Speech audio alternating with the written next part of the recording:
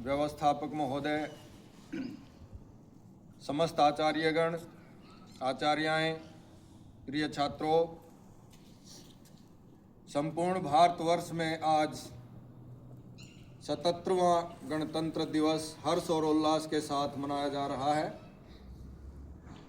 इस पावन पर्व पर हमें यही संदेश लेना है कि जो आज़ादी हमें अनेक वीरों के बलिदान से, त्याग से, संघर्ष से प्राप्त हुई है, उस आज़ादी के मूल्य को समझते हुए हम माँ भारती की शान के लिए अपने कर्तव्य का पालन करें और संसार में उसकी अस्मिता को बनाए रखने के लिए निरंतर प्रयासरत रहें।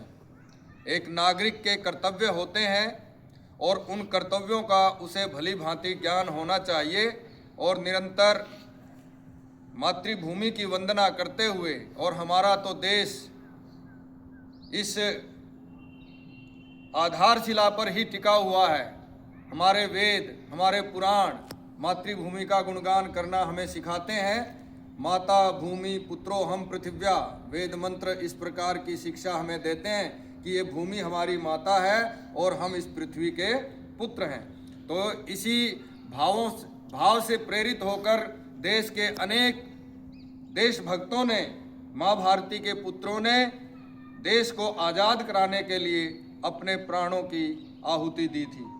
तो उस बलिदान का, उस समर्पण का, उस त्याग का हमें स्मरण रहना चाहिए और हमेशा उनके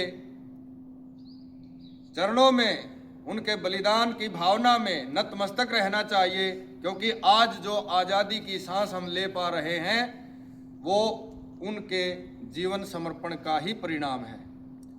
तो अनेक वीरों के बलिदान को, शहीदों को हम नमन करते हैं और परमपिता परमात्मा से प्रार्थना करते हैं कि माँ भारती की शान जो है संसार में इसी प्रकार से बढ़ती रहे, विकास यात्रा को प्राप्त हो और निरंतर हम संसार में, क्योंकि भारत विश्व गुरु है और संसार को ज्ञान का दीप इसी ने जला करके प्रकाश दिखाया है।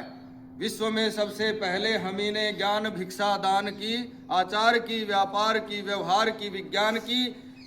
हमारे देश में अनेक इस प्रकार के गुरुकुल और इसी शिक्षा ग्रहण करने के लिए आते थे। तक्षशिला, नालंदा जैसे विद्यालय आज भी संसार में स्मरण किए जाते हैं, उनका इतिहास दोहराया जाता है। तो आज भी अनेक विदेशी भारत के ग्रंथों को, भारत के त्याग को, भारत के ज्ञान को सीखते हैं और उसका लाभ उठाते हैं। तो हम सभी माँ भारती का वंदन करते हैं और हमेशा ये प्रण करते हैं कि हम अपने देश की अस्मिता को अक्षुण्ण रखने के लिए सदा अपने कर्तव्य का पालन करेंगे। धन्यवाद।